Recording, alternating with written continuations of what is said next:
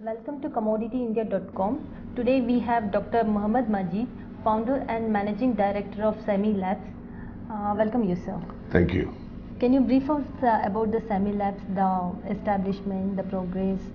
Semi Labs is a company that started in 1991. We are focused on research, manufacture and export of medicinally useful products. Established in 1991. Yes. So what are the products you first established? One of the products that I first introduced through this company was a product called Garcinia cambogia, also known as kokum in the vernacular language. Okay. And then followed by a number of products that are used in Ayurveda in a standardized form to the American markets. You must export the commodity from processed commodity. Processed items, value-added items. Okay. Although my raw materials are all commodity items from India, even kokum is a large commodity item, but we buy it, process it, add value and then export it. Okay. Which are the countries you export, sir, mainly? Today we export to Europe, America predominantly, Japan and most of Southeast Asia. Okay. And from US we manage the South American market also. Okay. Any product you sell it in the domestic market? There are many products that we sell. Many of the products are now starting to be sold in India. Okay. And we also develop formulations which are better value added for several companies. You're into nutraceuticals. The Yes. market is growing. Yes. And there is an expectation like the market will grow by $250 billion by 2018. Yes. Yes. Your view on that? Let me start with the term nutraceutical. Okay. The term nutraceutical came into effect in 1993, coined by a New Jersey doctor. Prior to that, all the traditional herbal medicines were literally called snake oil medicine. Okay. But since 1994, US government came up with the Dietary Supplement and Health and Education Act, which really helped to pinpoint the kind of products that can be marketed in the US market and the kind of claims one can make. Okay. And subsequently, Europe adopted some of the guidelines, Japan adopted some of them, and of course some of the Southeast Asian countries also followed, as well as by the South American countries. So it started from the US, but in the next 5 to 10 years accepted worldwide by people. The term nutraceutical encompasses a number of products, and primarily they are meant to help prevent a disease condition. Because today people can take a preventive supplement to manage diabetes or avoid cardiovascular complications. The market is ever increasing. Both the US and the rest of the world, it is increasing. The awareness has come to India also. And here also the market is increasing quite a bit for us. Okay. So what is Semi Labs' contribution for this one? Simply stated, we pioneered this idea of standardized phytonutrients. Prior to Semi Lab coming into the picture, the idea of a standardized phytonutrient was not there. Okay. One of the first product marketed as a standardized phytonutrient was turmeric extract. Okay. Turmeric is a big commodity item in India. And we use tons and tons and thousands of tons, and we use it in our curries also. Yeah, correct. But we never imagined that one day a time will come, the active ingredient in turmeric, the color, could be a very effective phytonutrient. You're into this tetrahydrocurcumin processing. Yeah. What exactly it is and how it is different from the natural curcumin now? It is actually natural curcumin, but we take the curcumin and convert that synthetically into white colored material and call it tetrahydrocurcumin. Okay. But now research has shown that the white turmeric or the white curcumin also preserves all the biological effects of the yellow colored curcumin Okay. and a bit more. And a bit more convenient for in terms of usage. Okay. Most American companies don't want the yellow color, they shun that one, although they adopted that one. But now they have a choice. The color-free turmeric they can use. What exactly, this is yellow, to convert yellow from the white, what technology you use? Any It is simply hydrogenation technology. Which is the market for this Hydrogenated tetrahydro, material. yeah. It is again for the same nutraceutical application, orally as tablets and capsules, and tetrahydrocurcuminoids find major use in cosmetics, Okay. especially as a skin lightener. This is in it is a powder or how you use? It's a powder. It's a It's a powder. powder. Yes. About supercritical fluid technology you Yeah. use. What are the products you are manufacturing from that superfluid? A number of products we use the supercritical fluid extraction. In fact, very interesting you asked that question because the facility that we have in India, it's a commercial facility, is based on the Indian technology. We did not import this machinery from Europe or anywhere else. It was developed by IIT Mumbai. Mumbai, yeah. Yeah, it was a technology development program product, and we were the first and the only company in India to adopt that technology about 10 years back and set it up, and it is still running beautifully. Okay. And the kind of products I mentioned to you about our product Coleus. Yeah. We take the oil out of that one, which is a separate market for us. Okay. And then ginger is one item we process. Because ginger, many European countries would want ginger without the solvent extraction.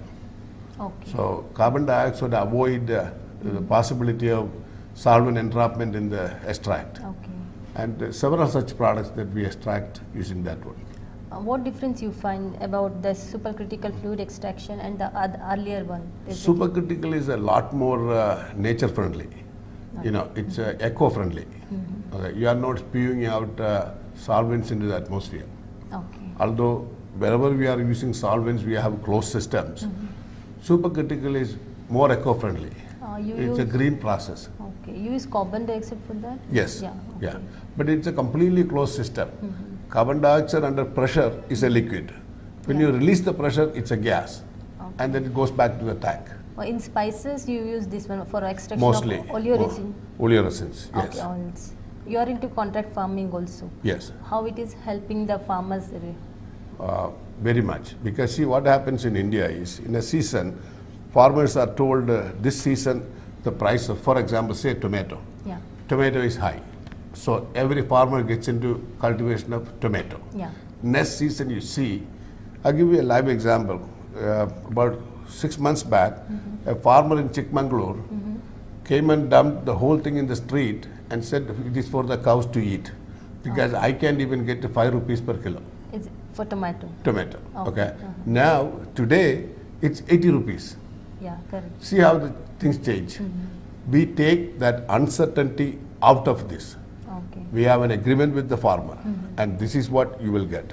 And we will guide you through the process. Okay. We will give you the seed materials. Okay. We will give you all the support needed until you bring the plant out. Okay. And we work with them, and their prices are guaranteed. Okay. You directly buy from them? Yes. Whatever Yes. they produce? Yes. Okay. Where you are practicing this? This is mostly in Tamil Nadu now. Now started into Karnataka. Now we would like to take that across the country. Okay. You are in US also, your company. Are you practicing this in the other countries also, contract farming with No, we are doing the contract farming in Uganda, Okay. Kenya. Oh. We have done some work in Vietnam. We are also doing some work in Philippines. You are also into this cosmeceutical industry. Cosmeceuticals. Yeah. What you see in India, the demand and the future prospectus for these cosmeceuticals in India? I can make a general statement first saying that the demand for cosmeceutical in India is very big. Very big, Because okay. as people can afford a little bit costlier Cosmetics. cosmetics, Yeah. people will go for cosmeceuticals. Now let me differentiate between cosmetics and cosmeceuticals. Okay. Cosmetics is a dream in a bottle. Cosmeceutical had to do some benefit. Okay. Say you have a light pigmentation. Now if you have a cosmeceutical that makes the claim that I will lighten the pigmentation, then it must do that one. Okay, so it's a clear efficacy driven term is cosmeceutical.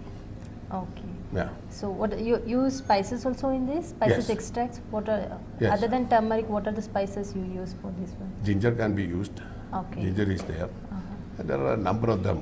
Can't recall all the names now. Okay. Yeah. And this contract, going back to contract farming, this you are particularly doing it for herbs. Yeah. So are there any plan to do it in spices also? In spices also we are doing. We have given out a large contract to do turmeric this year, so that the stabilization and even farmers are not sure today whether if they cultivate turmeric whether they will get the price. Yeah. So there we have asked them to do almost 10,000 acres of turmeric In which area, sir? in Tamil Salem Nadu? area, some Tamil Nadu area. Okay. Is it any particular variety you have given, or it is a No, it's a hybrid? general variety that Tamil Nadu has. Okay, it's Salem variety. Salem variety. Okay. Yeah. Do you do this organic cultivation?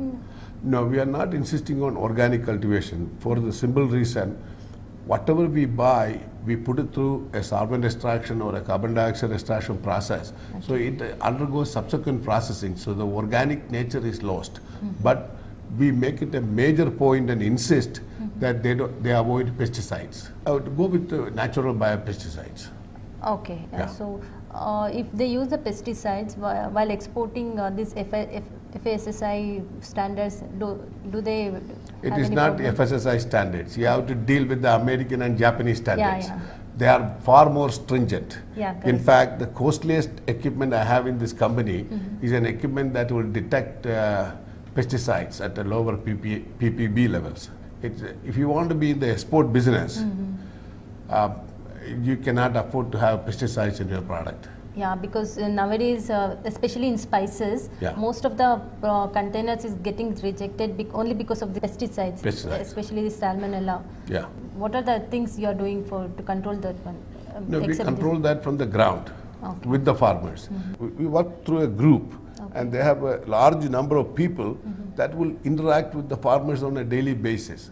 Okay. And if there is a need, they will suggest the right kind of biopesticides. And you are also into aquasol ingredients. What is Yeah. this all about? See, Ayurveda is all about aquasol ingredients. Ayurveda never used any solvents. Okay. Okay, so there are some companies that would like water extracted material. That is what aquasol means. Yeah. What exactly the process is? Like so many people is not aware of this aquasol. Aqua Very means simple. water. Very simple. Put it in water and boil it. Okay. For each one of them, there is a specified time that you develop with your lab experiments, Okay. so that you get the right kind of quality at the extract level.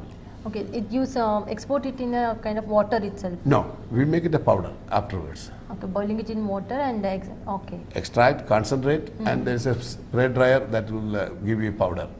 Okay. And when the end user, you take that and put it in water, it becomes solution. This is used in, again it is in cosmetics or No, industry? it mostly goes into nutraceutical dosage Nutraceutical. forms in the US. So what are the new research activities going on in SAMI labs? Our major thrust, and continues to be, is in the cultivation of medicinal plants. Some of them you might term as a commodity item, but for us, they are medicinally useful material. Like I give you turmeric, black pepper, Yeah. ginger, any problem, cinnamon is another item.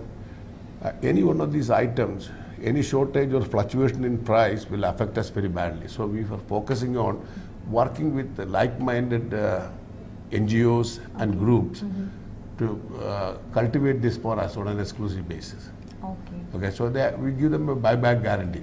Okay. So they are assured that there is somebody who is going to buy this one. And if the market prices go up, we keep up with that price also. But at least we have a confirmed source of supply of the material. You have mentioned NGOs. Yeah. Can you name any few NGOs you are working with?